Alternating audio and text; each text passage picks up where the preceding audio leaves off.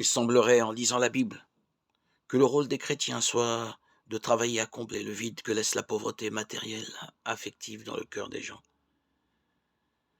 En fait, Dieu agit en faveur des pauvres, non parce qu'ils sont meilleurs, plus justes ou plus méritants, mais parce que leur condition de pauvreté est une atteinte à la sainteté de Dieu, à sa justice.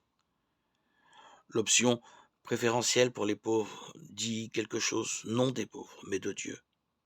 Il est blessé, et dans sa toute-puissance qui efface toute distance, il va chercher le petit dans les recoins les plus ignorés et méprisés.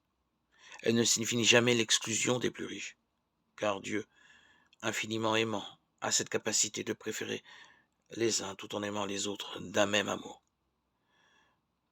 Ce n'est donc pas un privilège attaché à la pauvreté, mais une manifestation de l'amour de Dieu, d'autant plus admirable qu'elle s'adresse à ceux qui en ont été le plus privés. En même temps, elle est un rappel pour tous les autres. Notre devoir est de travailler à la justice et au bien commun. Ne pas le faire revient à refuser la volonté de Dieu pour le monde et à lui mettre des bâtons dans les roues, car il veut agir pour tous. Mais il n'ira jamais contre notre liberté. Cette action de Dieu, c'est par nous qu'elle passe. Et notre docilité aux motions de l'Esprit Saint. Cette option préférentielle doit donc aussi être la nôtre.